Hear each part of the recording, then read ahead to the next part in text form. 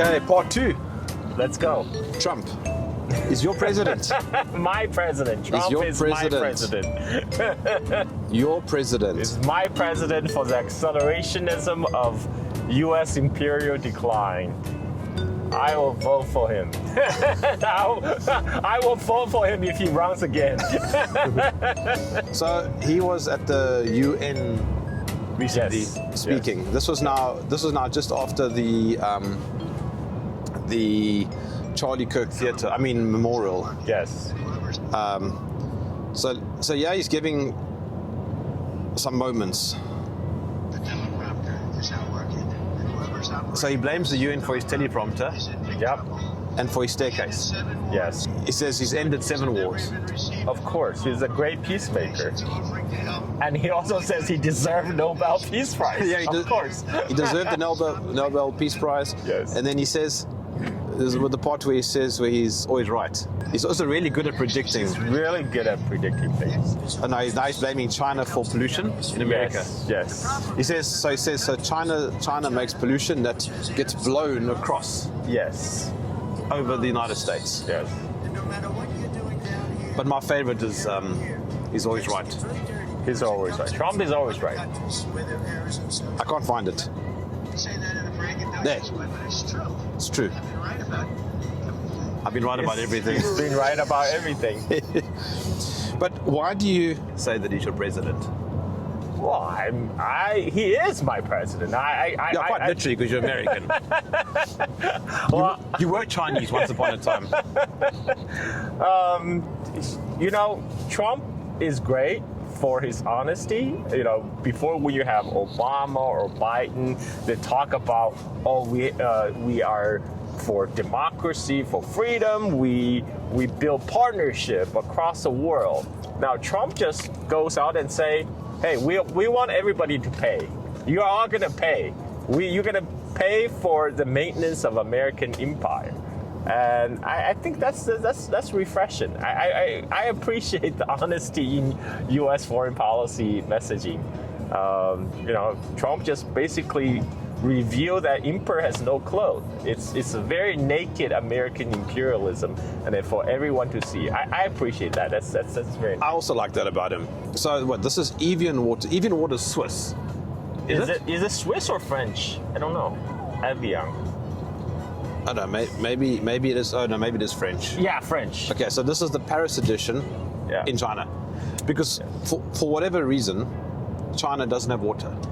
No, we need to import it from France.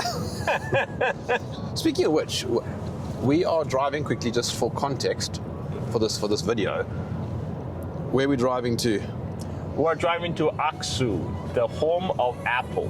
This whole region of Central Asia is where Apple originated.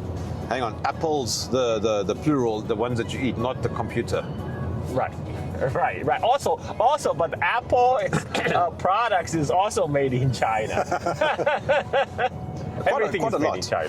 I think Tim Cook shifted some of the manufacturing to India. About 20% of the iPhone production is India, but that's in the final assembly stage. So basically, they're still importing all the components made in China, ship them to India, and finally the final assembly put together in a phone. So that's the Indian part. And they were doing that originally for making iPhone specifically for America in order to avoid the high tariff that was placed on Chinese-made product, until Trump slapped 50% tariff on India for India's purchase of Russian oil. So who knows? What do you know about tariffs and China's history with them? Well, tariff is actually pretty normal, right? Everyone have tariff. What China used tariff for is to protect its domestic industry, like everybody else does.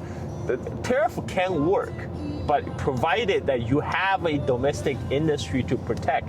The problem with the United States is that Trump thinks tariff is a magical bullet.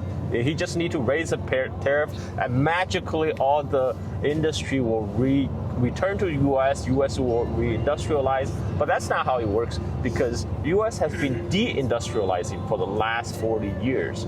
now United States have a serious problem, not just lack of physical equipment or factory, but also lack of human capital, because all these people who have been trained to do manufacturing, now they're retired. There's a 40 years time gap. They have to retrain a whole new generation of people to do manufacturing, and that takes time. It's not something that just merely putting up tariff will help. Yeah, but I mean, so now that Trump has slapped tariffs on China, does it make any difference to China? Well, China has been preparing for this moment since the first Trump term. When Trump started slapping China with tariff and sanctions back in 2017, so China now have about 8 years to prepare to decouple from the United States. So now U.S. once upon a time, before Trump's first term, U.S. was China's top #1 trading partner. Today, U.S. is #3. The U.S. has been replaced in the top spot by ASEAN and then EU. So China has been steadily and gradually been shifting their market elsewhere. And so in this case, U.S. is actually much less prepared than China for this decoupling process. So the U.S. is less prepared for the U.S. sanctions against China? Correct, because the problem is, Trump policy, this is no long-term planning. There's no long strategic thinking around it. Trump is very, being Trump is very impulsive, and this whole tariff on imported goods is very disruptive for U.S. industry, because right now, for reindustrialization of America, they actually need to import a lot of parts from China. So, for example, U.S. auto industry, they currently import a lot of Chinese-made components. For example, batteries, because China has dominated the battery industry, and now they're going to face higher input prices because of the tariff. It would appear that China actually doesn't really care, because with 1.5 billion people, China is effectively its own world. That's true. China, just like United States, it has a continental-sized economy, and it's a much bigger market, I would argue. Like according to the IMF and World Bank's calculation based on power purchase parity terms, China is about 25% larger than the U.S. economy, but I think that vastly underestimates the true size of China's economy. Because if you look at other metrics like electric consumption, China has about twice the electric consumption as the United States. Or car market, Chinese car market is about twice the size of U.S. car market. So my back of the napkin calculation, China is at least twice the size of U.S. economy already, and China can redirect its productivity to elsewhere. There's other market, Global South, EU, and China has already been doing that. When we spoke to that economist a week ago, we won't mention his name. He didn't want his name to be mentioned because he's a bit more critical than the average citizen here. Sure. And that's another issue we'll come to. Sure. He said that China's economy is, and he's an economist, and he effectively said that China's economy is around 3 times larger than that of the US. Yes, I was surprised by that, because I always go, my back of napkin calculation of 2 times, and he said China's economy is at least 3 times. I was like, wow, okay. So just for clarity, right? Yeah. He's an American economist who's lived in China for 29 years. Yes. Okay, so he's got a lot of street cred. He has a lot of data too as well, because that's his field. He studies economy. So, what did you make of his conversation? It's definitely a very interesting conversation, because he said he does not like the current Chinese leader. He does not like Xi Jinping, because he thinks Xi Jinping is actually destroying the Chinese economy. He thinks the Chinese economy was doing very well before Xi Jinping came to power, but Xi Jinping's policy, like anti-corruption drive, etc., is choking off the economic growth. But then I asked him, okay, who would you choose, Xi Jinping or Trump? And he said that Xi Jinping. No, without Rather a than question. Trump. Right. That's why. And he says that's why I have stayed in China because Trump's America is going off a totally wrong direction. And then what's more shocking to me is because he has a son. He married a Chinese woman. Yes. So his son inherits both. Would inherit both American citizenship and Chinese citizenship before he reach 18, then he will have to make a choice. But he said no, he does not want his son to have a Chinese passport, to have American passport. He rather his son only have Chinese citizenship. I was very surprised by that. And, Why? So I asked him, and he said, America is really going to a very, very dark place. I mean, I remember you said that. yeah, Yes. Yeah, he said it's like the downward trajectory of United States is in sharp contrast with the steady climb of China. So even though he does not like Xi Jinping. In fact, he said he hates Xi Jinping for what Xi Jinping is doing to the Chinese economy. I mean, he used very creative words, shall we say. Right, but so he still chose to stay in China, and he would choose Xi Jinping over Trump anytime, and he wants his son only to have Chinese citizenship. So I think that's a great endorsement, I would think. Yes, and I like the fact that he is quite nuanced, and that is one of the primary reasons I am here in China, is to understand nuance. It's not black or white. Sure. It's not binary. That's the problem with so much of the Western media. I think that's a lot of problem with a lot of people because they think it's like a Manichaean worldview. It's like the good versus evil, the black versus white. But a lot of the world functioning in a gray area, right? And it takes time. It takes time and energy, effort to understand the nuance. So what I appreciate about you, Jerms, is you always have an open mind. You are always open to different ideas. Yes, because I realize that living in a bubble doesn't really help anybody. I agree. And the world is very, very big, and the way things are done here doesn't necessarily mean it can be successfully exported. That's very important because even the Chinese government official position has been the Chinese experience is unique. It may not be replicated elsewhere. It's Chinese model is developed according to the unique circumstances of China, and this is where China's position is that there's the so-called universal value that's been promoted by United States and the West doesn't really exist because the world is so different. Every country need to pursue the path of development that's more suited to their own unique circumstances.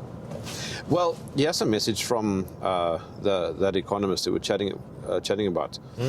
He's been messaging me about surveillance. That's one of the topics that Trump brought up because he wants to, and this is such a great segue because Trump wants to implement more mass surveillance. Oh, are we stopping? Yeah, we're right. rest stop. Let's continue this after this break. After the bathroom break. An old trick.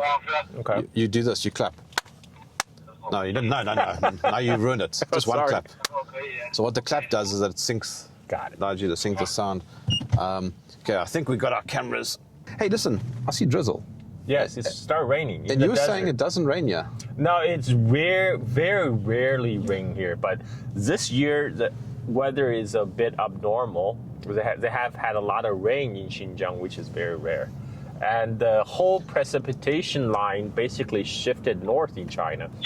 Normally, all these rainfalls will happen in southern China. Now the whole rainfall pattern is shifted north. So now Xinjiang is getting a lot of rain, which is causing problems because a lot of these desert cities, their city not built to drain they don't have a lot of drainage to handle the rain. Yeah, let me see if I can get my camera off here and see if I can capture some of this rain. Let's have a look here. I don't know, you can't really see. You can't really see on the glass. Just a small drizzle, yeah. Just a small drizzle, but as you said, this is quite unusual for this area. Yeah. Okay, let's see if I can get this back on here. So the economist that we met up with, he was chatting to me over the last few days about the increased surveillance that is rolling out in the US, and Trump spoke about it at the UN. Yeah. And Palantir is a big part of this. Now, yes, here's the irony. It's always China that's accused of being a mass surveillance state. Yes. But it's not that, is it? Well, I think a lot of the Western talking points about China is 100% projection. When they're talking about China, they're not necessarily talking about China as the real place that existed. They're talking about China as a foil to their worst fears. As an abstract idea. Yes, exactly. So I like to say every accusation is a confession. And if you look at U.S. today, Palantir is sinking its claws into every segment of the society. There's basically been a takeover by the Silicon Valley bros. Yes. Right? Vance was sponsored by Peter Thiel. Yes. Right? And so you have these kind of takeover of the American government by the big tech companies. And Palantir is particularly insidious because they also develop AI technology for Israel to identify, Palestinian targets. And now they're doing that for American citizens. Trump has ordered all the American government agency to share their data on American citizens with Palantir. And that's what Trump said it's going to happen. Exactly. Well, at least Trump is honest about it, but still, this is not going on a good path. But having said that, there is a lot of surveillance in China. Yeah. I mean, I wasn't saying there wasn't. I'm saying that people, they say this with a huge blind spot. They don't see what's happening in their own society. But what I want to point out is we came to China, we do see a lot of cameras. Huge everywhere. amount. A lot of cameras, and after we've been to Xinjiang, there's also more police presence everywhere. At the airport too. At the airport, at the hotel, there's a security guard in every hotel. They have a metal detector. Yes. And a security guard.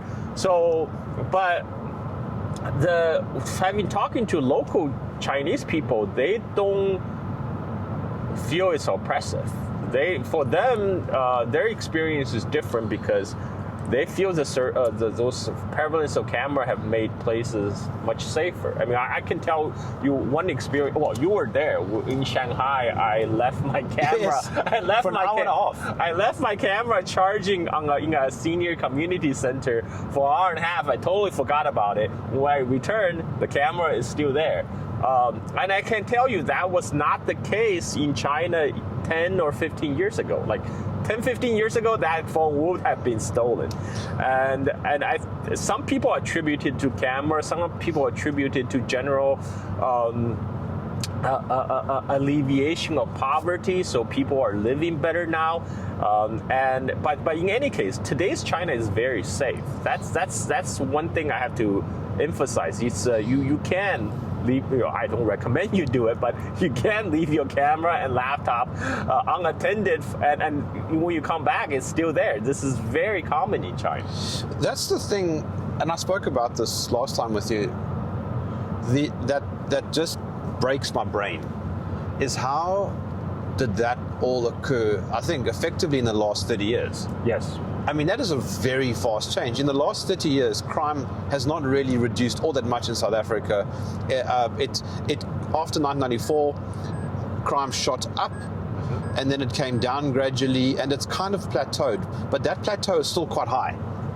Yeah, I think, there's plenty of surveillance in other countries, right? Like there's a lot of cameras in London, there's a lot of cameras in New York, but the difference is it comes from law enforcement. The camera, they have the surveillance in London and New York, but because they don't enforce the laws, New York and London not safe. They're not nearly as safe as China is.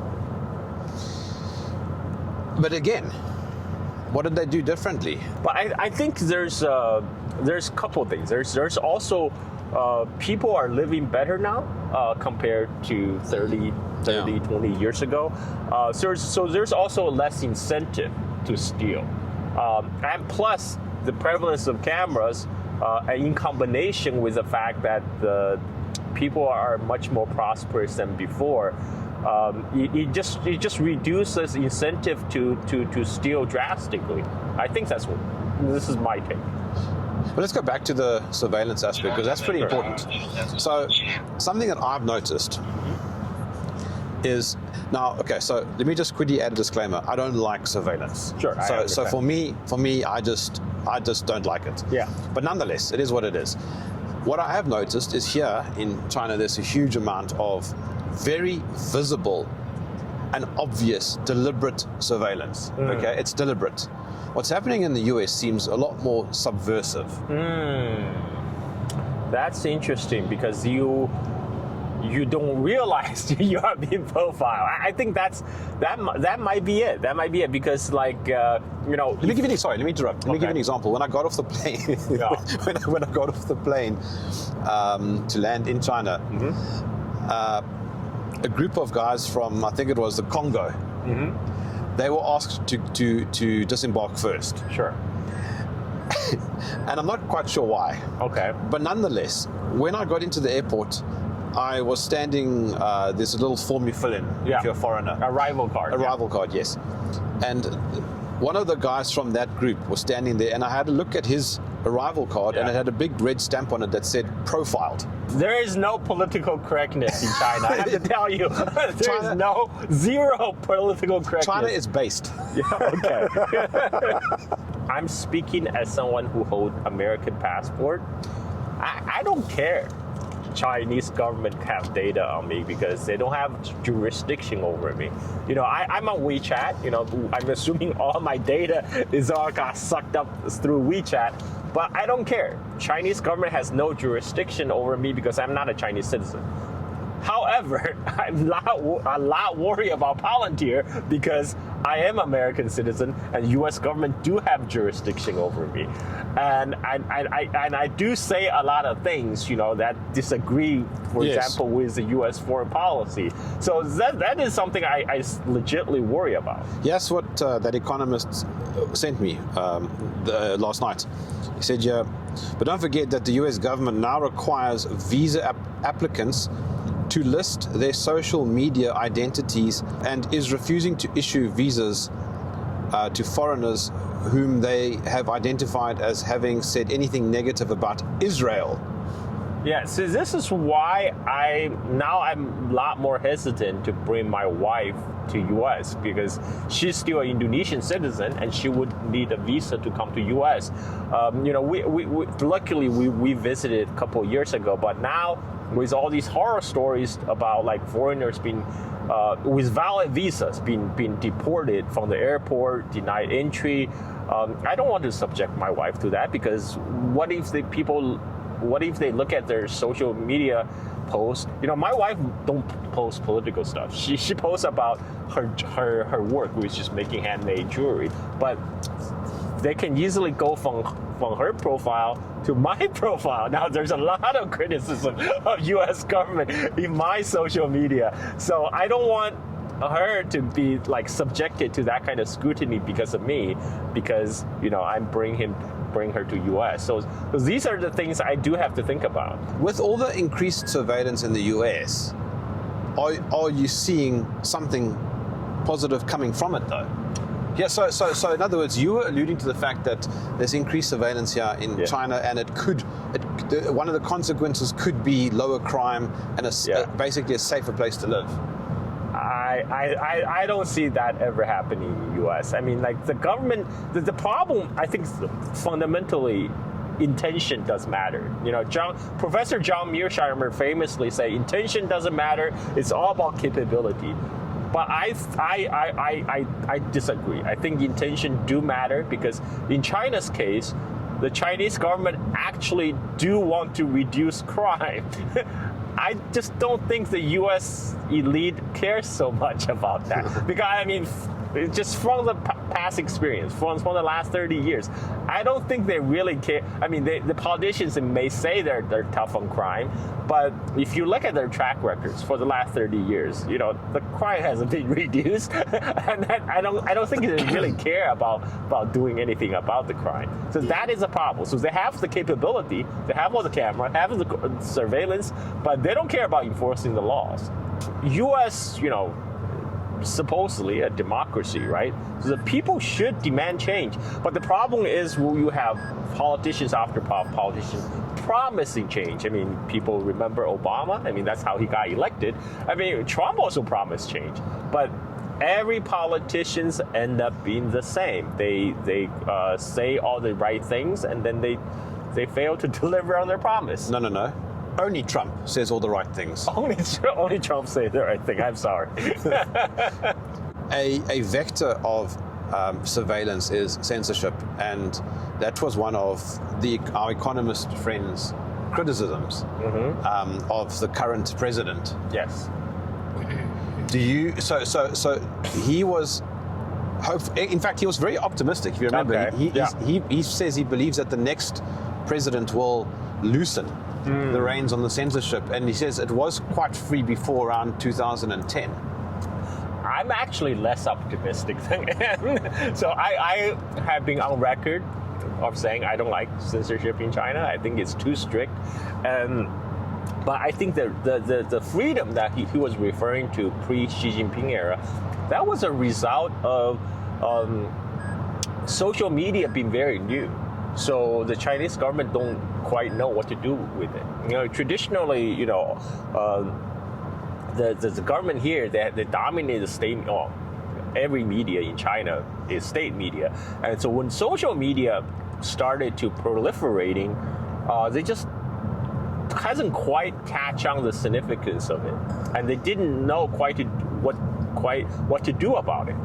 But what happened is over time, they have realized, okay, they need to control this. They need to control the narrative by applying censorship on social media, so it does not deviate too much from the official line. So I don't think this is necessarily tied to Xi Jinping. I think it's just a matter of like they caught up. The government has caught up on managing social media in the Xi Jinping era. So I don't think there's necessarily going to be a loosening up. But I also hold up hope, because while my criticism is not censorship in general, I understand why they would have censorship, because they're worried about being Americans weaponize the social media platform to foment color revolution, etc., etc. But my complaint is that right now the censorship is too strict. So I do have hope that maybe there will be more leeway in the future as China itself becomes more stronger and more confident.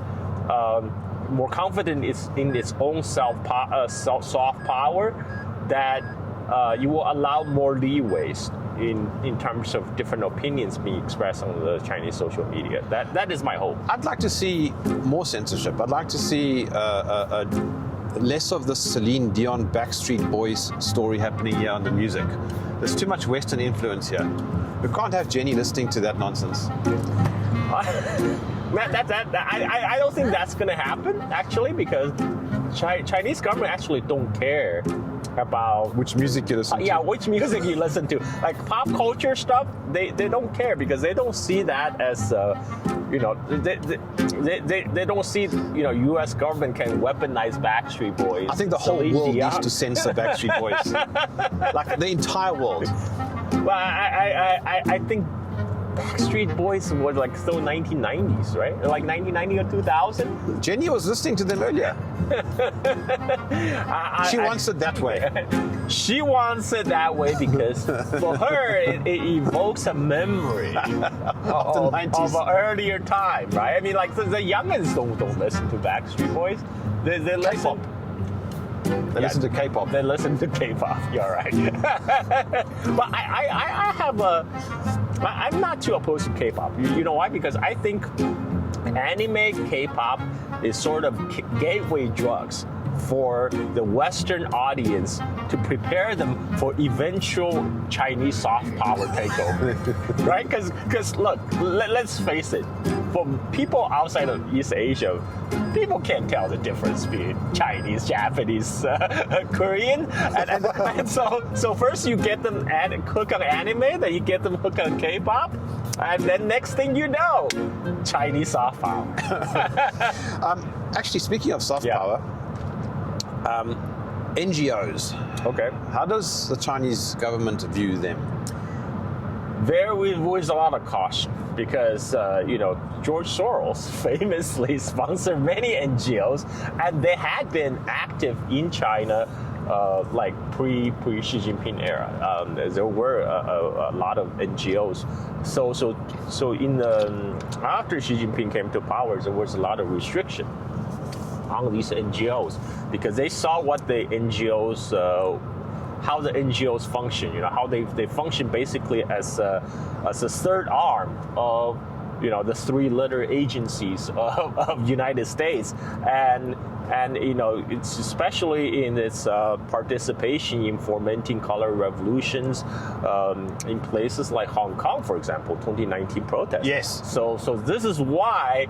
George Soros himself is basically persona non grata in China. He's not coming back yet. No, he's not coming back.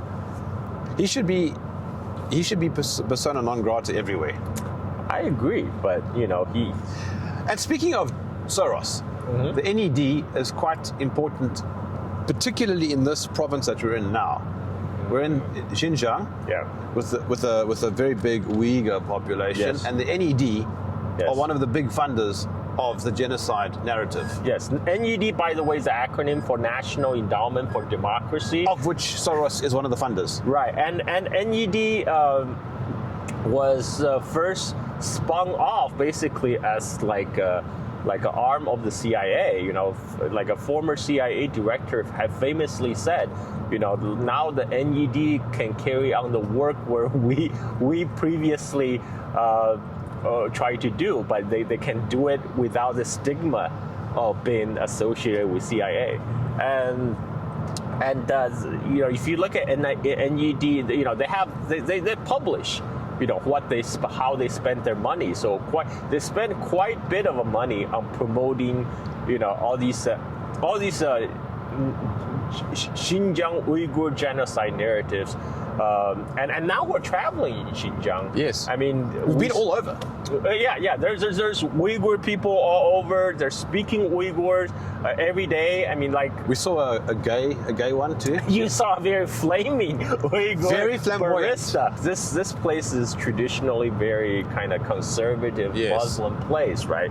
But I think what happened is now there's space. Even for their safe space. It's a safe space. There's safe space for a flaming Uyghur boy, Uyghur man to be out in the open. And he was very out in the open. He was very out in the open. He was serving at a cafe at a very popular tourist spot. And the girl next to him, who was also serving, is also Uyghur and wearing something that would also be considered very taboo. She's just wearing, she's covered up, but she's wearing like form-fitting clothes. Very tight. So basically, I would say 10 years ago, you'll be very much frowned upon in place here. Because in 10 years ago, there was a time, so Xinjiang has experienced its own kind of shift in 1980s, 1990s. Very few Uyghur women covered up. But that changed after late 90s, 2000, as some of these Uyghur fighters who have crossed the border in the late 70s to join the Afghan Mujahideens in the war against Soviets, and they start to filter back in the 1990s. When the Afghan after the Soviet withdrawal, the Afghan civil war started. Some of these Uyghur fighters came back and they tried to bring their ideology, Islamic fundamentalist ideology back to Xinjiang. And that's when a lot of women start to be forced to cover up. They start to wear like burqas. Like burqas is really not a thing, hasn't been a thing in Xinjiang for decades. Suddenly, made a resurgence around late 90s, early 2000, all the way to 2010s. And so one of the things that, the whole Uyghur cultural genocide narrative is that Chinese government is restricting religious expression. And one of the things was burqa was banned. So no burqa. We saw no burqa in Xinjiang, no face covering, right? No burqas, no chadors, and to associate it with this crackdown is also this is what the Chinese government. They say Xinjiang is a place of religious freedom. So what that means is each individual is free to choose his or her religion. They're not tied to a religion.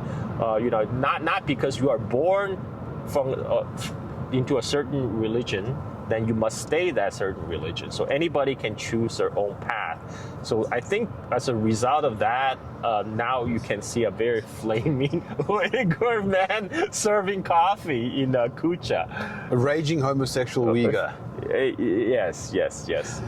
But let's just stay on this Uyghur thing for a second, because there is a huge misunderstanding. Can you quickly take me through the history and how they ended up there and why it's so sensitive? Right. I mean, this region has always been different from the rest of China. Right? Even from before China was China. Yeah. Even before China was China. So this region has been from the earliest times. It was populated by people who spoke Indo-European language. Now some archaeologists, historians call the language Takkarians. So they spoke Takkarians in northern half of the Tarim Basin, which we're traveling through right now, and they spoke like a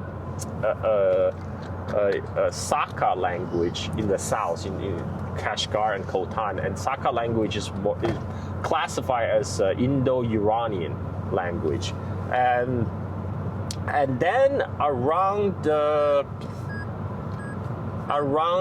60 BC. Around 60 BC, that's when there was a war that happened between the Han Dynasty of China and the Xiongnu, the first nomadic empire based in Mongolia. And this whole area of Xinjiang became a battleground, because for the nomadic Xiongnu empire, Xinjiang is a treasure trove. They supply a lot of the oasis states here. They supply Xiongnu with tributes, and the Han Dynasty wanted to cut off the source of funding for the Xiongnu, so they sent in the army. They conquered the place. This happened about 60 BC. This is when the first contact, if you will, with the rest of China. It got incorporated into Han Dynasty. But the imperial control has always been kind of tenuous. So when China is strong and united, it will extend its control over this region. But when China is fragmented or being invaded, they will lose the control of this part. But this region is important for another reason. It's because this sits on the crossroad of the ancient Silk Road.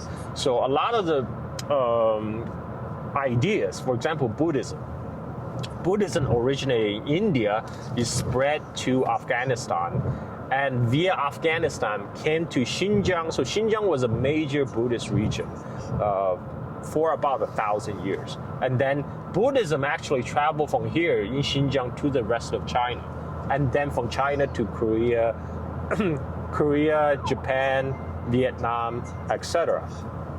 So this was for cultural reasons.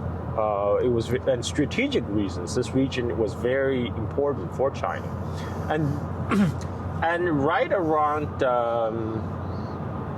Tang Dynasty. So we're talking about 9th century.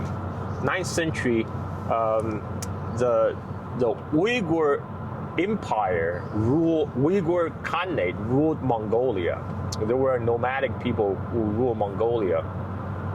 But around the late half of 9th century, the Uyghur Khanate collapsed. The collapse around the same time when the Tibetan Empire collapsed. This might be because the weather was turning cold, and the Uyghurs migrated en masse from Mongolia into this region. Now, at that time, this region was a very multi-ethnic, multicultural place. Previously it was controlled by the Tang Dynasty, and when the Tang Dynasty faced its own crisis during the An Lushan Rebellion, the Tibetans took over this region, and the local inhabitants included both original Indo-European speakers and some Han Chinese who had migrated here. And now you have the Uyghurs who migrated out of Mongolia. They push out the Tibetan Empire out of this region. They established their own kingdom here. And they also adopted Buddhism because Buddhism was the most dominant religion in this region. And so you have this upper class of Uyghur overlords ruling the local inhabitants who originally speak Indo-Europeans, and some of them are Han Chinese. But because the elite dominance of the Uyghurs, gradually everyone adopted the Uyghur language, and so over a period of several centuries, there's acculturation of these different groups. So all these. So both the ancient Uyghurs who came from Mongolia, the ancient Indo-European speaker, some of the Han Chinese, they were all the ancestors of the modern Uyghur people. But the term Uyghurs for a time was specifically during the 10th to the 14th century. The term Uyghurs actually specifically referred to the Buddhist Uyghur of this region that we're traveling through. And because people in the more southern part of Tarim Basin, around Kashgar, they started to adopt Islam around late 9th century and late 10th century and early 11th century, and then Xinjiang was kind of divided between kind of the Buddhist zone and the Islamic zone, and then come the Mongol conquest. Genghis Khan's army conquered all this region, and it was divided between the different grandsons of Genghis Khan. So by the Yuan dynasty, there was a Mongol civil war that happened between Kublai Khan and his cousin Kaidu, and they were fighting who should be the rightful owner, who should be the rightful great Khan of the Mongol Empire. But the front line of the Mongol Civil War was here. And so in Xinjiang. In Xinjiang. Xinjiang was the front line. And through the back and forth battles, a lot of the ancient Buddhist sites and Buddhist cities in Xinjiang got destroyed. And this happened around 14th century. And then later what happened is the great Khan of the Chagatai Khanate, Chagatai being the second son of Genghis Khan, his line, Chagatai's descendants ruled the Central Asia, and they were fighting against the Yuan dynasty based in Beijing, China. So Chagatai Khan eventually they adopted Islam, and they were able to exert dominance over all this region. So by the late 14th century, they took over all of Xinjiang, and they forced all the Buddhist inhabitants to adopt Islam. And some of the destruction of the Buddhist sites that we visited happened around this time, the late 14th century, and the over the next couple hundred years, all of Xinjiang become Muslim majority, and it remains that way today. And all these different people that have come through, whether it's Uyghurs, Turks, Han, the original Indo-European inhabitants, Mongols, they all start over centuries. They all melted together into one people, and that's the modern Uyghur people. But the modern Uyghur people, they do look a little bit different. Yes, because they're not Han. Yeah, it's from the Han. Their features are more Central Asian. They speak a Turkic language. Their religion is Islam. You can't understand their language. Yeah. I only know like some basic Greek phrases. And the script even looks Arabic. Yeah, they have, so originally the Uyghur, they had their own ancient Uyghur script. And that's the ancient Uyghur script was later adopted by the Mongols to write Mongolian. So the Mongolian script is based on the ancient Uyghur script. But the Uyghurs themselves, after they adopted Islam, they switched to use Arab Persian script. So now, if you look at currently in Xinjiang, it's required by law that all the signs should be both in Chinese and in Uyghur. And if you look at the Uyghur, it's Arabic script. Yeah, it's written with Arabic script, and so they are different. So this is the purpose why in 1955 the area Xinjiang was set up as a Xinjiang Uyghur Autonomous Region. And it's an autonomous region because it's different. It's different from the rest of the China. And we're here on the 70th anniversary of that autonomous creation. Yes, we're here for the 70th anniversary of the foundation. In actual fact, quite literally now, like the president is here in Xinjiang. Xi Jinping just traveled to Urumqi yesterday, the capital.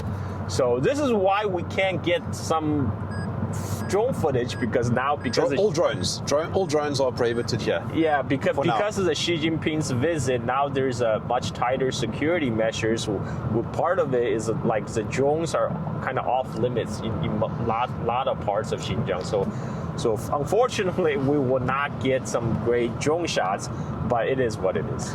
But so the context is important because it helps you understand why the Uyghurs live in this area. Yeah. But why is it politically sensitive? Correct. Well, one thing. Okay, so and I say politically sensitive because that's the term that's used. Correct. So because this region is different culturally, religion-wise, historically. So there was a separatist movement. There was a separatist movement, and because this it expressed itself in different times. So, for example, as late as 1930s, there was a attempt. There was a rebellion here in Xinjiang. There was a group of Uyghurs that tried to set up what's called the East Turkestan Islamic Republic. But the whole thing only lasted about 6 months. And then again in the 1940s, this was a result of World War II actually, because at that time in the 1930s, 40s, Xinjiang was ruled by Chinese warlords. A particular warlord named Sen Sicai, and he had control over all of Xinjiang with the backing of Soviet Union. He even applied to join the Communist Party of the Soviet Union, but he got rejected. But some say he even applied to have Xinjiang join Soviet Union as a republic of the Soviet Union. But what happened was during World War II, when Hitler launched the Operation Barbarossa to invade Soviet Union, when the German army was at the gate of Moscow in 1941.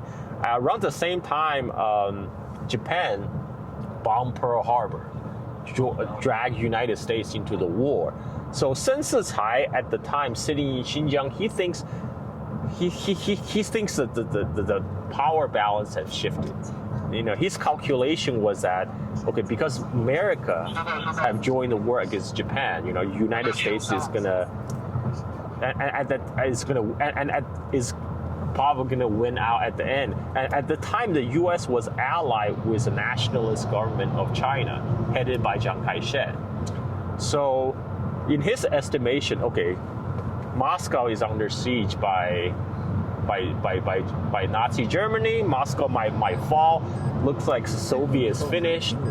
U.S. joined the war, and U.S. is allied with Chiang Kai-shek. And U.S. might be winning. Just hang on a sec. Jenny wants an apple. So he thought, okay, I better throw my lot with the winners. So he tried to kick out all the Soviet influence from the region. He kicked out all the Soviet army advisors from Xinjiang. He arrested. So at that time, he actually had, because of Soviet Union influence, he had a cooperation agreement with the Communist Party of China. So Mao's younger brother at the time was serving as the finance minister of Xinjiang. So he had Mao's younger brother arrested and executed, and to win favor with the nationalist government under Chiang Kai-shek, basically. And this Stalin was not happy about this. I'm gonna quickly take one of these apples also. Stalin was not happy about this. So when the Soviet Red Army started pushing back Nazi Germany from Moscow, and after they won the Battle of Stalingrad, they now decide to do something about this betrayal. So the way they dealt with sensitized, they decided to support these group of separatists and also Uyghur and Kazakh communists who were trained in Soviet Union to come back to stage a rebellion, and they set up a government in the northern part of Xinjiang that's bordering Soviet Union. So this is a part of the region that we didn't go on this trip. This is a region near the Altai Mountains and in the Yili Valley, and they call themselves the East Turkestan Republic. And to distinguish from the first East Turkestan Islamic Republic, this is sometimes called the Second East Turkestan Republic. And so their goal was to gain independence for much of Xinjiang, but then Stalin's government and the nationalist government of China, they started into their own negotiation for kind of the post-war settlement. And one of the settlement is that Soviet Union, that China would allow Outer Mongolia to hold a referendum for independence. So up to this time, Outer Mongolia was de facto independent. Hold on, what is Outer Mongolia? Outer Mongolia is the country of Mongolia today. Oh, okay. So at that time, it was called Outer Mongolia because there's an Inner Mongolia, which is still part of China today. So at that time, Outer Mongolia had a de facto independence with the support of the Soviet Union, but was not internationally recognized. So if you look at World War II maps, a lot of World War II maps still show Mongolia as part of China. But Stalin wanted Chiang Kai-shek to recognize the Mongolian independence. So the condition is that Chiang Kai-shek will allow Outer Mongolia to hold a referendum on independence, and in return, Soviet Union will respect China's territorial integrity. So that would include in Xinjiang. So because of this deal, the Second East Turkestan government, they start negotiation with the Chinese central government. So at this time, Chinese central government also exerted control over the rest of Xinjiang. They got rid of the warlord Sensicai because Sensicai had been flip-flopping too many times, and Chiang Kai-shek didn't trust him, so he moved his own army into this region, took it over, and And as a result of the talks, they decided to form a coalition government for Xinjiang. So East Turkestan Republic, they changed their name. They no longer call themselves East Turkestan Republic. They call themselves, the three-region revolutionary government. So they can say they're nominally still part of China. And then the Chinese Civil War happened, right? So the communists won. The nationalists under Chiang Kai-shek got kicked to Taiwan. And here in Xinjiang was still divided between the nationalist troops who control most of Xinjiang and this Uyghur and Kazakh communists who control this part of northern Xinjiang. So Uyghur and Kazakh communists. First of all, East Turkestan Republic, it wasn't all a communist government because it was in the beginning it was a coalition between the communists and Islamists. So there was a tension between the two. So Islamists later defected to the nationalist side because they don't like communists, right? They want Islam, they don't want communism, and so the Islamist element of the East Turkestan government defected to the nationalist side, but two sides has kind of standoff, has a military standoff, and then when the communists was gaining their victory in the rest of China, they sent their team to Xinjiang to negotiate with the Uyghur and Kazakh communists. So Uyghur and Kazakh communists, they all boarded a plane to fly via Soviet Union to come see Mao, but that plane crashed, killing all the top leadership. When was that? This was like about 1948, 1949.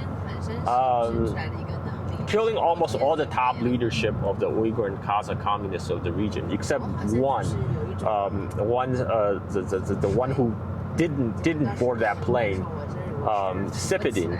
So he was invited to join the founding ceremony of the People's Republic of China. If you look at old footages of the founding of the People's Republic of China in October 1st, 1949, you will have Mao walking the front, and there will be a guy wearing fedora hat walking right behind Mao, and that man is a Uyghur communist Sipidin. He was the last surviving high-ranking leaders of the Uyghur communist movement. So basically, he signed an agreement to throw his lots with the Communist Party of China. And then the nationalist troops, there were still 100,000 nationalist troops in Xinjiang. They surrendered. They also decided to switch sides. So that's how Xinjiang in 1949 was incorporated as part of the People's Republic of China. And then in 1955, they decided to make the entire Xinjiang a Uyghur autonomous region. So this is a kind of the whole history. I just give you like historical rundown. Yeah. Remember, this was a triumph of the communists, right? Through the Civil War. The Islamist element who previously disagreed with the communists in the East Turkestan Republic, who sided with the nationalists, now find themselves on the losing side again, right? So many of them made their escape made their way to Kashmir. That was under British rule at the time, and some of them made it to Turkey. And Turkey being the home of the pan-Turkic movement, the idea of pan-Turkic movement is that all the Turkic people of the world should unite together, right? So Turkey sees itself as a big brother of all the Turkic people, including the Uyghurs, and so and also later. When Sino-Soviet split happened, when Soviet Union and China relation deteriorated, Soviet Union also supported Uyghur separatists in Central Asia, in Soviet Central Asia. do Uyghur broadcasts into this region, right? To encourage the Uyghurs to rise up against the Chinese government. So there has always been a separatist element who want to separate this part from the rest of China, and that gain became so after Soviet Union collapsed. The nature of separatism changed again because this comes from around 1979 China completed the Karakoram Highway linking Xinjiang with Pakistan. By the way, we're going to travel to Karakoram Highway later.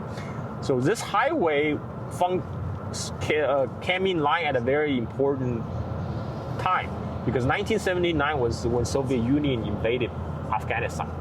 And United States was deeply involved in funding the Afghan Mujahideens against the Soviet, and their base was Pakistan, right? So at that time, China was also de facto allies of the West against Soviet Union. So China, US, Pakistan, Saudi Arabia, they all cooperated to support Afghan Mujahideens. In fact, in 1980s, CIA actually have a listening station here in Xinjiang to spy on the Soviet nuclear testing next door in Kazakhstan. And CIA also sourced a lot of Chinese-made weapons because they want to cover their tracks, so they want to provide the Mujahideens with the Soviet weapons. And because at that time, a lot of Chinese weapons are replicas of the Soviet weapons. They're Soviet weapon derivatives. So CIA bought a lot of Chinese-made weapons, and the ship through the Karakoram Highway into Pakistan to supply the Afghan Mujahideens.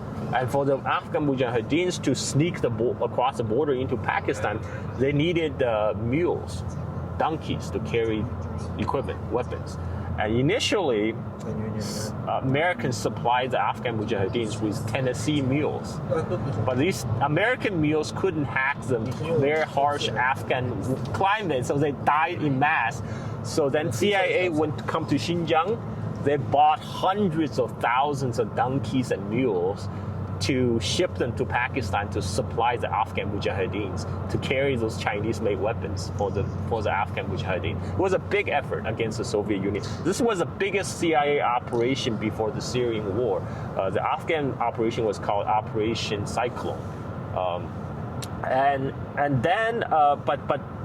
along the Karakoram, when the Karakoram Highway was constructed, this was 1979, Mao had already died, Deng Xiaoping has gained power, and China started opening up to the rest of the world. So people are traveling abroad. People are starting to leave China, go to other parts of the world, and that including some Uyghurs. Some young Uyghur men would travel to Pakistan to do business, to go to school, and some of them ended up, and this was at the same time when Saudi Arabia was pouring in a lot of money to fund these religious schools called madrasas along the Pakistan-Afghan border to indoctrinate all these Afghan refugees in kind of the Saudi-inspired Wahhabi ideology.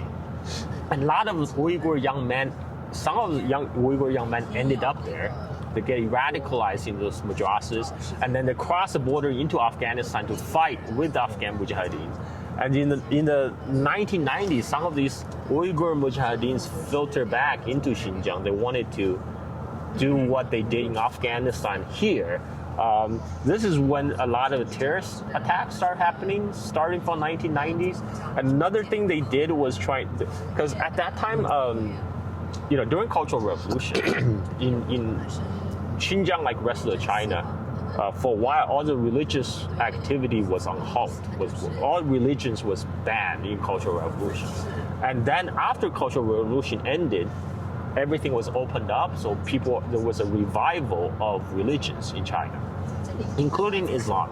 So now those Uyghur Mujahideens came back from Afghan. They said, we bring back the pure Islam, the real Islam, right? Straight from the land of the Prophet, from Saudi Arabia. But they're telling people, that's when they're telling people women should cover up. Women should not leave the house to go to work. and they tell people, okay, you should not participate because Chinese government is a kafir, is an infidel government. And that word, by the way, is prohibited in South Africa. Yeah, because it means something else in South Africa. But kafir just means infidels, right? So he said because it's Chinese government is an infidel government, you should not participate in any kind of government-related activity, including marriage. Don't register at the you perform a religious ceremony to get married.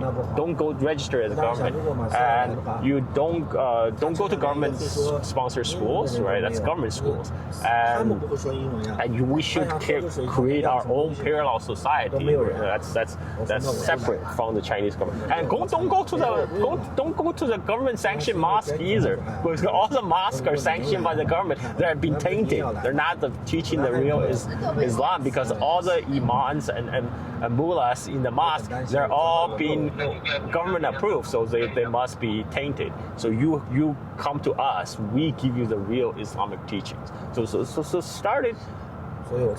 And they initially they tried to do it kind of in very stealthy way. They tell people you shouldn't drink, you shouldn't smoke, which sounds good, right? You shouldn't drink, you shouldn't smoke, you shouldn't do drugs, right? And after they kind of gained a little bit local support, because people took them to as like they're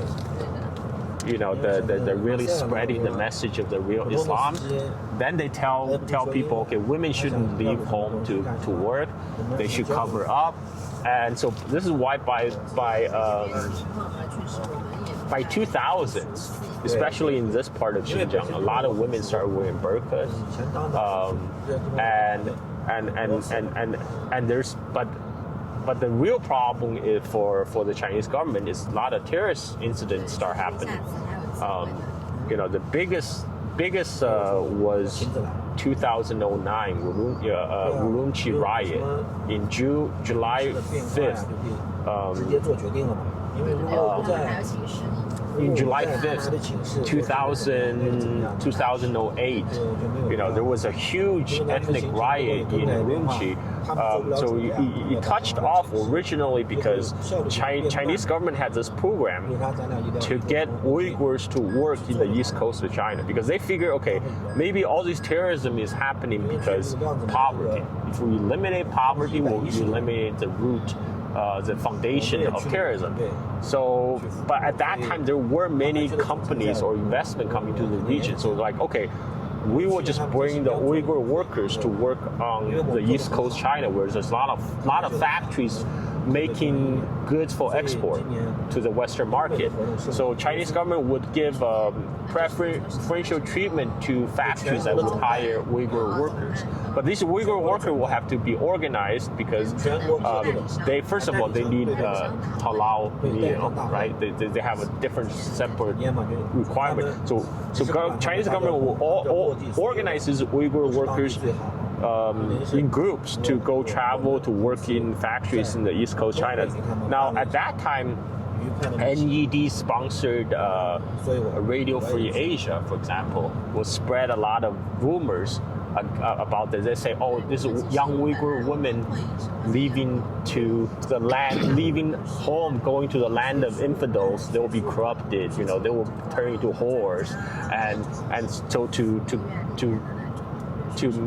raise resistance to this policy, right? And then in 2008, what happened was global financial crisis. A lot of layoffs in those factories because the orders are not coming in anymore. So there's a massive layoff in those factories. But because some of these factories that employ Uyghur workers, they have the government subsidy, so there are still Uyghur workers coming in. So this bring a lot of resentment into, say, the Han workers. They see they're out of jobs and the Uyghurs are coming in.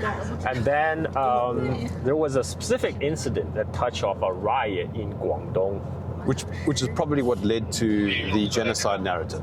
Right, but let me finish. Let me talk about this specific incident, because I saw it as it happened on the internet.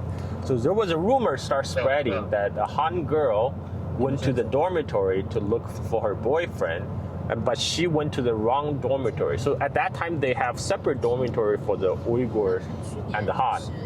Because they have separate requirements, religious requirements. So the rumor says by accident she went to the Uyghur dormitory, and she was raped by the Uyghur man there, and then the authority is trying to hush this whole incident because they don't want the government policy to be criticized by bringing Uyghur workers to work in those factories. So this internet rumors very quickly become viral. So thousands of local workers start to gather outside the Uyghur dormitory, and then it turns off into a attack. All these thousands of workers, Han workers, attack the Uyghur dormitory, and in the brawl, one Uyghur young man was killed. So when this news traveled back to Xinjiang, it was filtered also at that time. Western social media was not banned in China, so you could access Facebook, Twitter, YouTube. So a lot of the Uyghur diaspora groups based in the United States, sponsored by NED, they start to embellish the story, and they will say like because this actually happened was like the Uyghur man's dormitory was attacked. The Uyghur man's a young Uyghur man was attacked and killed. And so they say the Hans were attacking Uyghur women dormitory. There was massive rapes. There was mass rapes and atrocities. So there's a lot of anger. There was a lot of anger in Urumqi. So there was a big... And the story was just building and building as it does, yes. Yeah, so there was a lot of anger, and the Uyghurs staged a huge protest in the capital, Urumqi. They went to the government building, the provincial building, to protest, to demand the government to do something to investigate.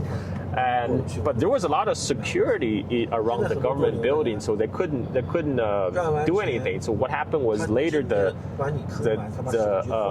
protesters they dispersed into the neighborhood, and then it turns into kind of ethnic pogrom. They would attack any Han person. So they will this was in the evening, so it was like rush hour and so we went to the Uyghur neighborhood. Yes. Right. So that area was on the route for a lot of the bus route. For workers who get off home from work. So a lot of buses will be stopped. They will drag people from the buses, and they'll see which one is Uyghur, which is Han, and they'll beat up the Han passengers. And some people they couldn't tell, they will ask you in Uyghur language. If you can't speak the language, then they beat you up. They'll beat you up. 200 people were killed. 2,000 people were wounded, and it was from this. This whole thing could possibly be orchestrated and organized. Manufactured. Yeah, be organized because like from the surveillance footage, you see like a group of people, including women wearing burqas, wielding sticks, beating up people, dragging people from the buses and beating. So this whole incident, 2008, sparked the whole crackdown. So first thing that happened was Facebook was banned. Social media was banned. Facebook, Twitter, YouTube was all banned in China.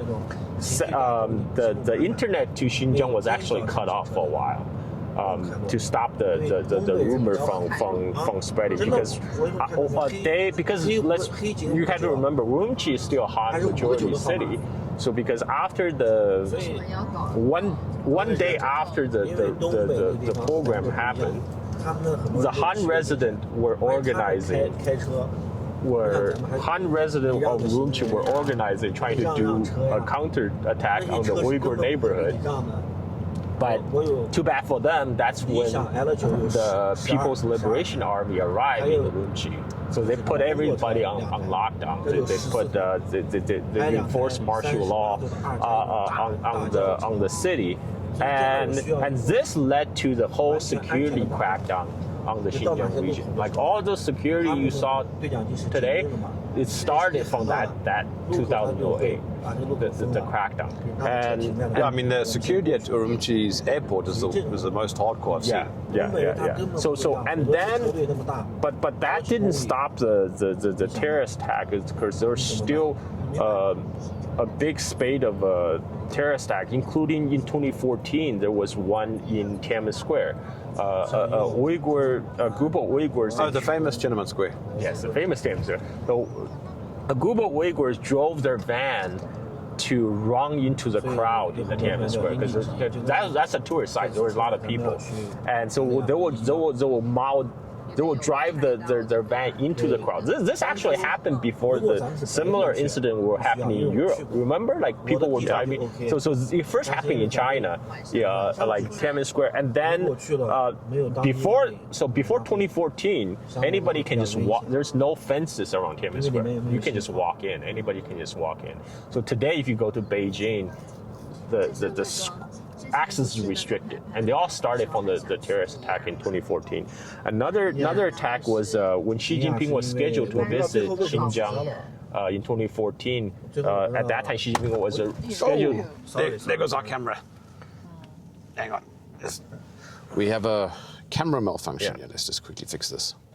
So in 2014, Xi Jinping was scheduled to visit Xinjiang by train, and so they staged a bomb attack on the Urumqi train station. And but the worst attack was actually not in Xinjiang, but in the southwestern province of Yunnan. So starting from the time 2014 was when like the Syrian war was like when ISIS was at the peak of its power. Yes. 2013, 2014, if you remember that. And a lot of the Uyghurs will travel out to go to join the jihad in Syria. Yeah. This is a well-established circuit. So what they will do is these radicalized Uyghurs will travel because at that time there was a security crackdown around Xinjiang because the attacks. Yeah. So all the borders to Central Asia was sealed. So to get out of China, they adopt a different approach because Xinjiang's border is sealed, but they can travel to other part of China. Right. They can just jump on the high-speed train, and they will be in the southwestern part of China, in Yunnan province, which borders Myanmar, Laos. The border is very porous. It's like you can just. And it's a very big province. It's a big province, and the border is very porous. The policy I've been to Yunnan before. The policy over there is for the people who live on the border, they can cross freely. There's if you live on the border, you can cross freely. So what happened? This group of radicalized Uyghurs, they will jump on the train from Xinjiang, travel to Yunnan. Then from Yunnan, they will go to either Myanmar or Laos or Vietnam, travel through Cambodia, Thailand. They will travel all the way to Malaysia. Once they reach Malaysia, the Turkish consulate in Kuala Lumpur would give them, for any Uyghurs who made it to Kuala Lumpur in Malaysia, they will receive Turkish passport. And with the Turkish passport, they will be able to fly to Turkey. Once they land in Istanbul, they will be greeted by people who take away their Turkish passport, but then they will be greeted by jihadist recruiters who tell them who try to get them to go to Syria. Hang on. We did some serious. Yeah. Okay. Yeah. Let me know when I we can't record at the moment. Okay. Yeah, I don't think we can record for a while because we're Is it going to be like this for a while? Yeah, because this road is like. Oh. All right. Yeah. It's. Yeah. All right. We're going to take a break. Noise cancellation. I don't even know where we were. We were talking about Uyghurs going to Syria. Radicalized Uyghurs were traveling through Southeast Asia to reach Kuala Lumpur Turkish consulate in Malaysia, where they will receive Turkish passport, which allow them to fly to Istanbul. At the Istanbul airport, their Turkish passport will be confiscated, and they will be greeted by jihadist recruiters who tell them to go to Syria. So this is how, by some estimate, there were 5,000 Uyghur fighters in northwest Syria. Together with their families, some people estimate there are a total of 10 to 20,000 Uyghurs now living in Syria. Now, China realized this problem around 2014, so they cracked down on this flow. Previously porous border of Yunnan and Guangxi also got sealed. So in March 2014, there was a group of 8 Uyghurs who originally planned to travel to Syria, who traveled to the border and got turned back. And when they realized they couldn't go abroad, they decided to carry out attacks in China. So they went to the Kunming train station. They carried these long knives, so like traditional Xinjiang knives. And those ones that we saw at that market. Yes, the one that I wanted to buy, and then we decided I probably can't. You can't carry it to the airport. Yeah, I can't get it between airports back home. Yeah. So in China, the Chinese tourist can ship it. They can FedEx it, or not FedEx. They can express ship it to their home address. But for us, it would be a little more problematic because we have to figure out how to get on the. And we're flying multiple flights inside China, so it's very tricky. Yeah. So, but these knives, traditionally, it's carried around in Xinjiang a sign of manhood. For man to have these knives. So, but these Uyghur terrorists in March 1st, 2014, they went to the Kunming train station and they start to stabbing people indiscriminately. Almost 30 people died from this knife attack, and this, together with serious incident in Xinjiang itself, triggered more security crackdown. One of the attack was actually happening in Runchi. A bunch of guys drove a SUV through the early morning market, and they throw explosives out of their window, and they were driving people over with their SUV. So this explains the heavy police presence and the term Xinjiang. Politically sensitive. And so starting from 2017, the Chinese government started a a provincial-wide campaign of de-radicalization. They felt this whole radicalization in Xinjiang has reached a tipping point. So they decide, so this is when they opened these so-called re-education centers, but they're really de-radicalization centers. So for people who did not necessarily commit a felony, that would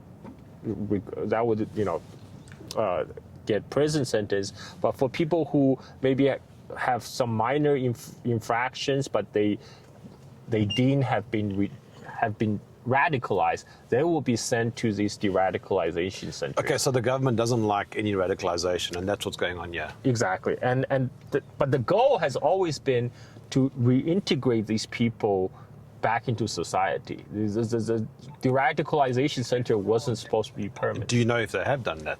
So in fact, in 2019, in summer of 2019, Chinese government have announced all the de-radicalization center has been closed. They announced this whole de-radicalization program has been widely successful. So okay. all the centers are now closed, and you can see some of the changes in Xinjiang. One of the changes was that flaming barista at the Kucha Cafe. The guy bats for the other side. Right. So for a openly gay Uyghur man, his life would have been much more difficult, let's say 10 years ago. in a very conservative Muslim. But it's society. easier for him now. It's obviously because he's openly flaming and in a very public place, right? In a very tourist place in Kucha. And as I mentioned, his co-workers, this Uyghur woman also, wearing like form-fitting clothes that would have been frowned upon very much just a few years ago. Apparently, they have the space now. It's here. It's a train restaurant. Oh, okay. So we at our next stop. Whoa. Watch out your arm. Oh, sorry. We are at our next stop. Looks like we have to take another commercial break. We gotta eat. So that we can have lunch. Yes, we gotta eat. We'll be back after lunch. Okay.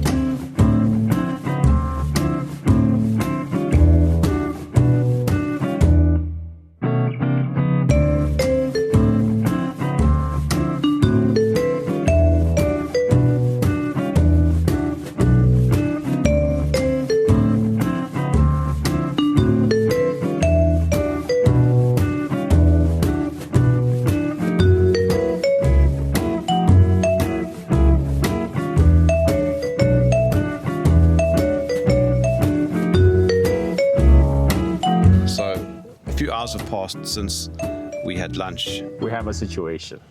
We have a little situation. We got a visit from the local police, and the reason is that our film crew decided to fly a drone because we saw a Chinese couple flying drone.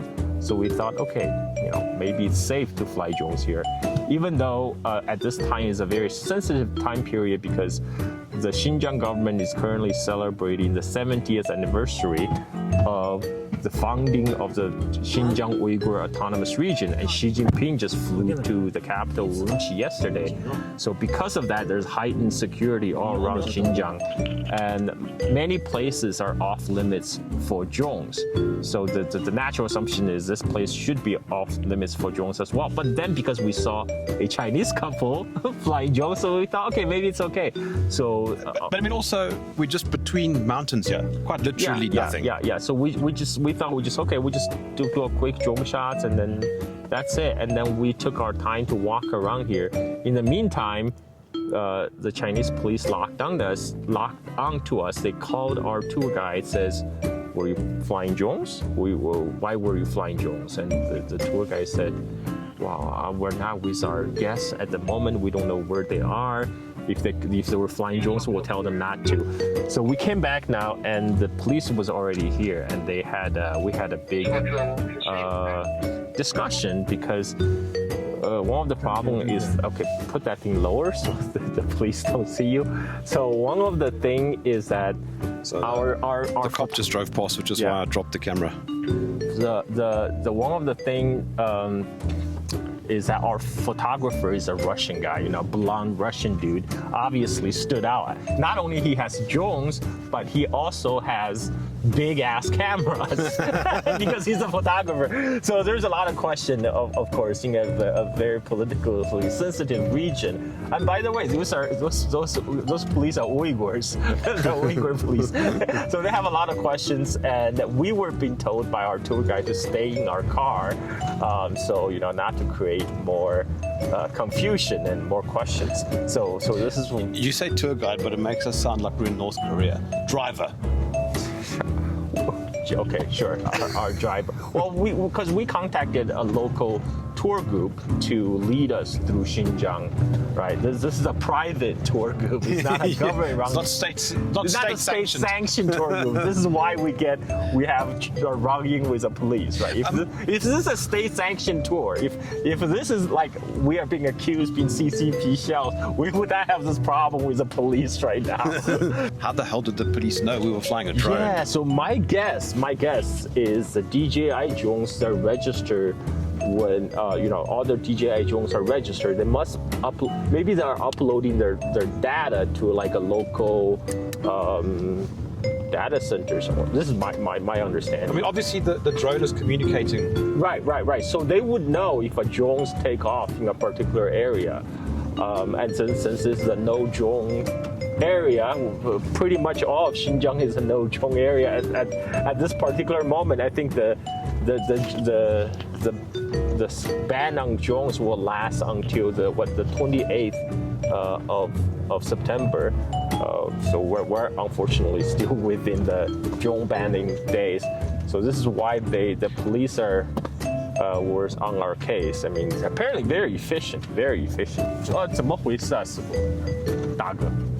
没事儿，他们当时问了些什么问题啊？他什么问题都没有问。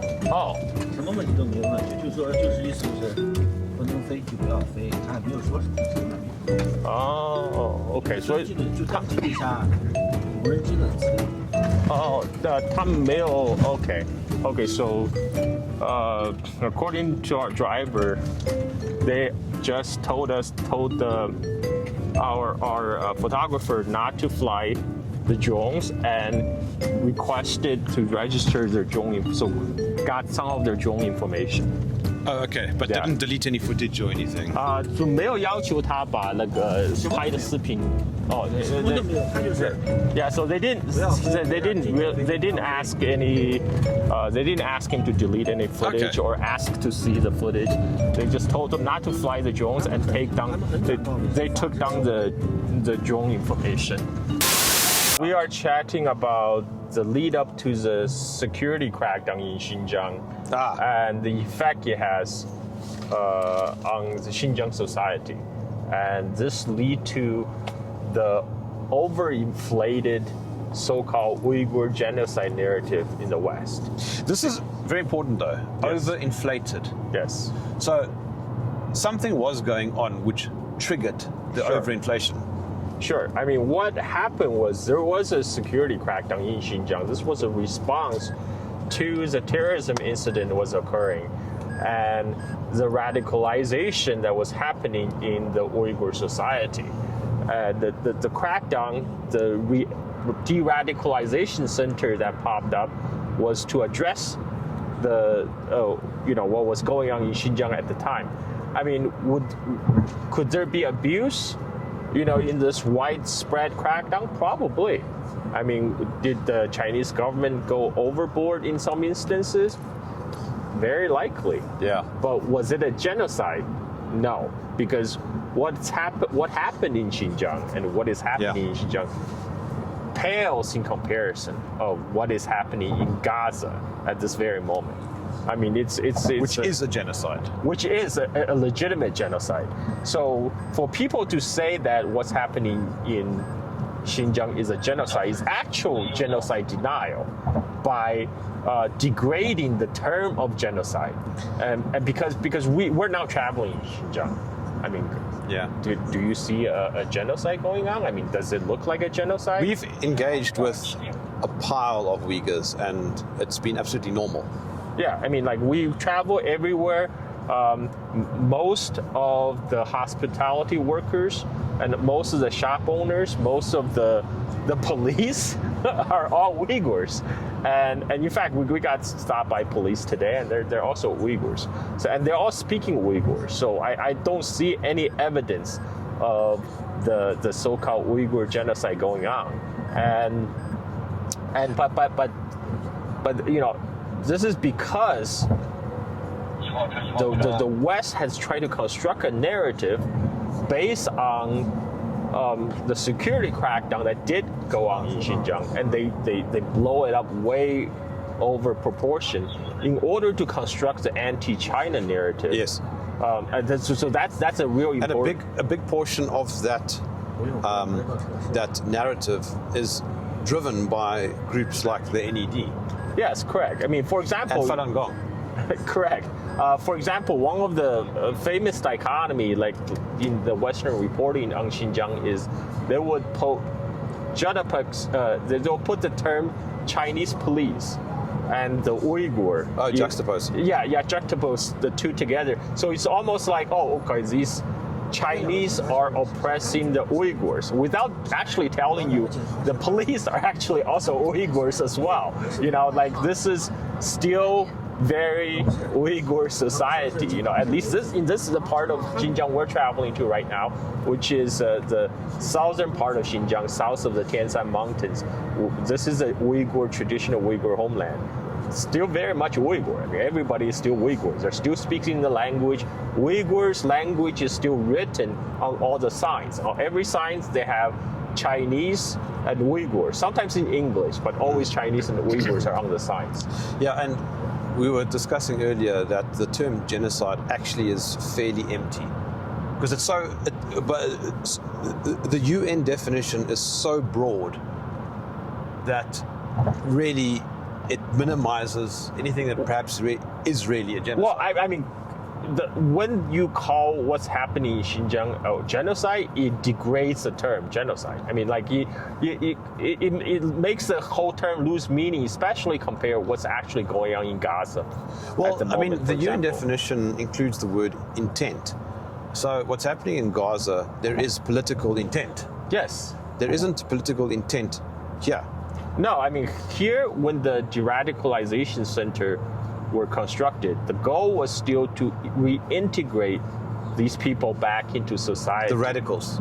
Yes, that has always been the goal. And by the way, the de-radicalization center has been closed all across Xinjiang since summer of 2019. That's another thing that most of the Western mainstream media do not tell you. You know, they think there's still, people, millions of Uyghurs are being. I'm going to have to fact check you. I'm going to look on Okay. I'm going to look on Wikipedia. Okay, go ahead. Look on Wikipedia. But currently, we have been to many places in Xinjiang already. We've been to Turpan, we've been to Kucha, and we saw schools full of Uyghur children.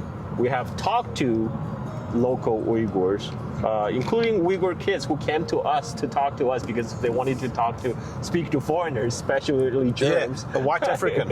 yeah, and so we have interacted with locals. And one thing, I would speak to, if I met a Uyghur, I always open with Jak Shimuses, which means hello in Uyghur, and it's always, without exception, met with positive reception.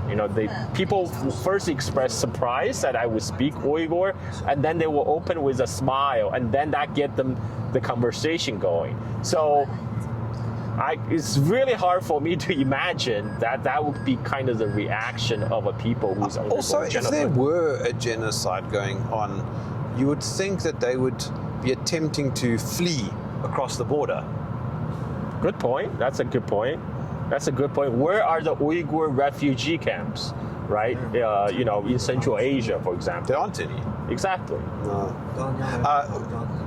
An interesting, perhaps, parallel is in South Africa, where we have a situation where white or Afrikaans farmers are being attacked, right, on a regular basis, and the reasons for that are largely unknown. However, well, you think it's economics?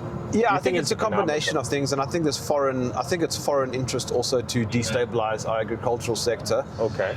You don't believe in the white genocide in South Africa? But that's the joke. That's how everything has been inflated so much that it becomes comical. Sure. If I felt like there was a white genocide, I wouldn't have just finished, moving into a beautiful new house. I would have emigrated. Right. I would have left the country.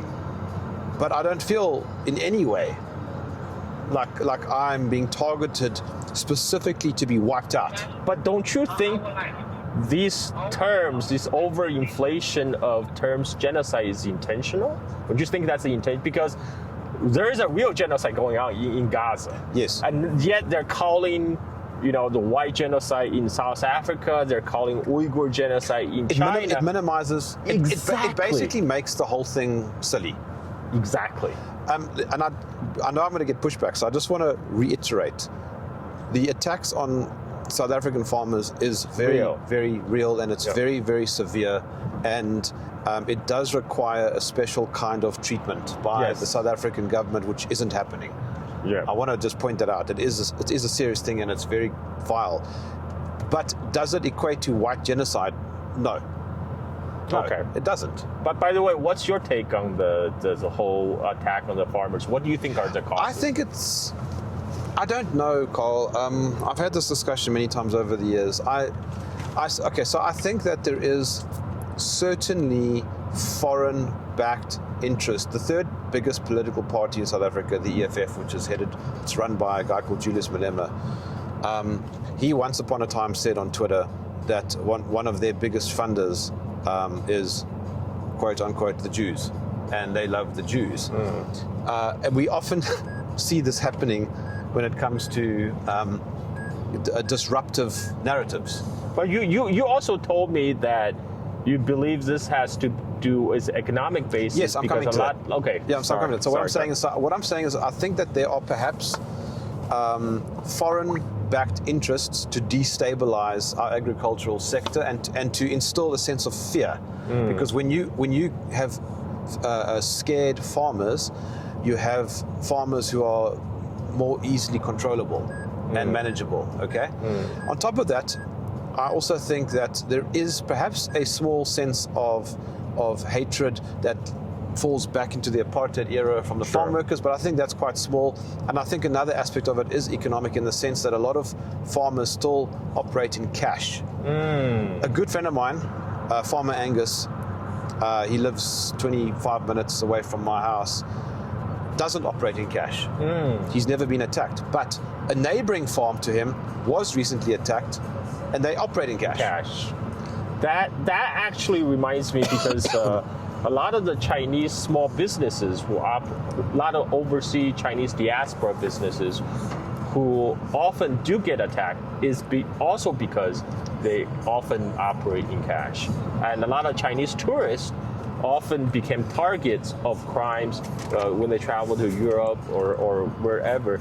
It's because they also are known to carry a large amount of cash. So I think that I think that makes sense. That makes sense. And not just cash, but most farmers carry with them a lot of guns. And I suspect that also, like cash, becomes a target. Sure. Because the farm workers know that they are armed. Right. And they just have to figure out where the firearms are. Right. And perhaps, but I need to look into that. I don't know what the statistics are around that. But you don't believe there's white genocide? There's no white genocide in South Africa, but there is certainly a very severe problem with particularly Afrikaner farmers being attacked. Okay. And I don't know what the reasons are. I understand. But going back to what you were saying, when we start throwing around the term genocide, what actually ultimately happens is that we start discussing the word genocide and we become distracted from the actual talking point. Yes, you are distracted from the actual genocide that Israel is committing in Gaza. And this is intentional. I would argue this is intentional because... It's manufactured. Yes, because in 2018, I remember this is at the time when Israel was bombing Gaza. And New York Times and many Washington Post, many Western mainstream media are running the story that the Xinjiang is actually the world's largest open-air prison. And at that time, if you do Google search on world's largest open-air prison, you will get Xinjiang, which is completely ridiculous because everybody knew it's Gaza that's been known as the world's largest open-air prison. Yeah. So it's almost like a game. It's almost like they did it intentionally to game the search engine. So to distract your attention from Gaza to, look at this horrible thing that's happening to Uyghurs in Xinjiang. You should be focused on that. And I think in many cases it has worked until more recently when Israel straight up posting their own war crime on social media. Now more people are now realizing what's actually going on in Gaza. But nevertheless, my point is I do believe there's a concerted effort to manufacturing a narrative to distract what's happening in Israel. I noted Falun Gong earlier. Let's just quickly talk about that. Is that also a Xinjiang-based discussion? No, so Falun Gong and related to that is the organ harvesting. Right. So Falun Gong, they're the organization who originated the claim of organ harvesting in China. Falun Gong it's a cult that was banned in China since late 1990s, and they obviously have an axe to grind with the Chinese government because they have been banned from China. And one of their most sensational claim is that first they claim China target Falun Gong practitioners for organ harvesting. And later that claim got inflated into China is targeting Uyghurs for organ harvesting. Yes. There's even a claim that China is targeting Uyghurs for organ harvesting in order to sell to clients in the Gulf states because the Uyghur organs will be considered halal organs. So that they marketed toward rich, wealthy Gulf Arabs. That was a claim. Now, interestingly, one of the Uyghur doctors who was one of the quote-unquote key witness for the Falun Gong claim, later he apologized on Twitter, say, I apologize to my Saudi friends that we sometimes get too emotional and maybe have overstated our claims. And I think because he doesn't want to piss off, Saudi Arabia, and because the claim was China was selling Uyghur organs to Saudi clients. So Falun Gong was banned because originally. For people who don't know Falun Gong is, you might have heard of the Epoch Times. That is the media arm of Falun Gong, and Falun Gong they're now probably one of the most people often say Chinese propaganda. I think Falun Gong is by far the most successful Chinese propaganda in the world at the moment. And that is because they were sponsored by the US government. But they also, isn't one of the intel operations based in Washington? Yes, well, Falun Gong originally they were funded by what is it? NED. Yes, so the agency that funds all these NED adjacent organizations, so used to call BBG, the Board of Broadcasting Governors. Now they rename it to, I think, the U.S. Agency for Global Media, which funds Radio Free Asia, Radio Free Europe, Radio Free Liberty. It funds the Voice of America. So you found it's an agency that funds all these like CIA adjacent organizations. He also funds Falun Gong, and I don't know if he funds Falun Gong now because now Falun Gong run a quite profitable media organization called Epoch Times, and it's also linked to the CIA.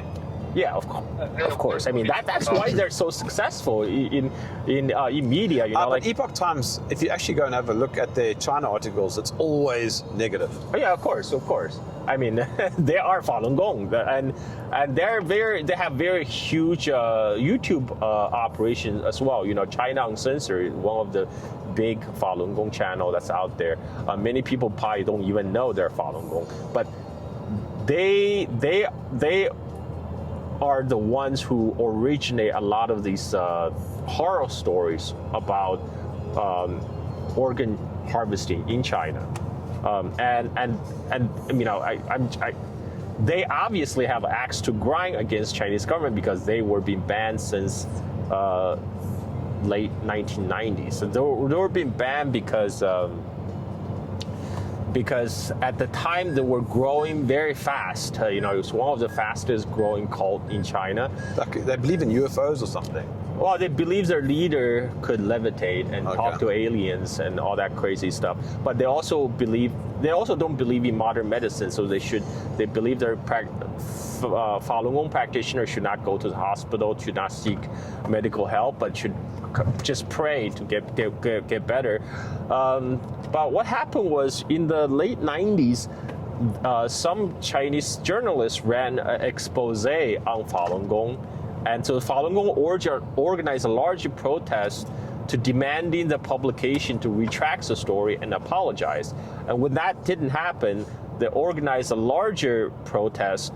This time they had organized thousands of members to do a sit down in the Tiananmen Square near, and it blocks the entrance. 这个叫小叶白杨。 That blocks the entrance of the headquarters where the residence of the Chinese top leader Zhong Nanhai, and that alarmed then Chinese President Jiang Zemin, who did not like that at all. So he had Falun Gong banned. So because from China, and for this particular reason, Falun Gong had a big axe to grind against the Chinese government, and it's just so that U.S. three-letter intelligence agencies found Falun Gong a very convenient vehicle, to carry out their anti-China agendas. This is how Falun Gong got their U.S. government funding. I don't think anybody takes Falun Gong seriously anymore. Oh, I hope so. I hope so. But they do, they Who do did I have interview? I interviewed some woman. Jennifer Zhen, Yes, right? yes, yeah. yes. She was She's on my Falun show. Gong. Yeah, she is Falun Gong, and I believed her. yeah, because some of their stories are very believable. I mean, they create a very believable narrative, but they also have a very successful like a dance performance show, called the Sen Yun. Their branding is China before communism, and you will see their posters. Advertisement posters everywhere in big cities like Los Angeles, where I used to live. It's just like a Chinese woman in traditional costume dancing. So many people thought they were gonna go see a Chinese cultural show, but it's actually a Chinese cultural show. It's actually Falun Gong propaganda disguised as a Chinese cultural show. That's one of their biggest moneymaker besides the Epoch Times media empire. But anyways. I think we have covered quite a lot of ground, Carl. Let's just have a look here. Let's turn the camera around. Look at that. The sun is setting. The sun is setting, and we're going. How's that for bad timing? I'm filming us going through a toll gate. Yeah. It is 7:35. Well, this actually, is 7:35. Let's talk about that. Let's talk about that quickly. Yeah, this is 7:35 Beijing time, and in Xinjiang, even though we're a couple time zones away from Beijing, but in China, all of China operates under Beijing time.